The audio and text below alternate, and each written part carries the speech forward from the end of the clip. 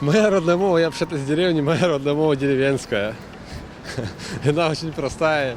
Немного, многие люди не понимают здесь в городе моей мовы. Это более полесская, это я с той стороны. Найбільш звична мова, на якій зручніше розмовляти. Белорусский для тех родной, кто думает на белорусском. Большинство все-таки думаем на русском. Я насамрэч рускамоўны.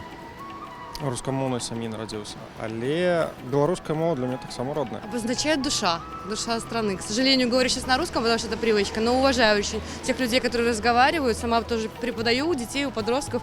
И уважаю, когда они со мной на белорусском языке разговаривают. Ну, я беларускай, таму для мяне гэта родная мова. Родная мова вспоминается дзяцінства, як малы быў, як маці учила.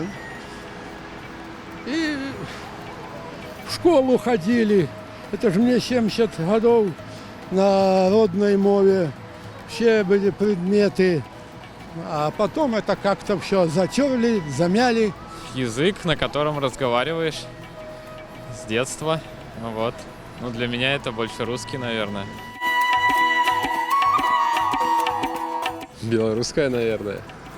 Я б пазначаў усё ж рускую, але паколькі перапісвалі дамашнія, яны далі беларускую. У меня все-таки русская, наверное, больше родная. Мы говорим на русском языке.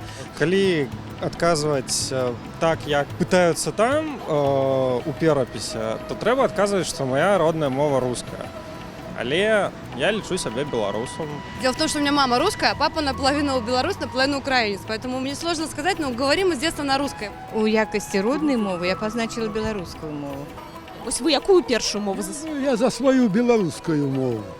Я когда поехал учиться в 67 году в Витебск, то приехавший в город, а жили в деревне, то с меня посмеивали, что я на белорусской мове размовляю.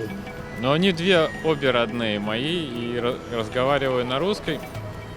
Вот, но я бы зато, наверное, чтобы мы и по-английски больше говорили, чтобы страна стремилась к этому, потому что становится международным языком, и надо людей потихонечку... Ну, когда-то всем людям придется разговаривать либо на английском, либо на китайском.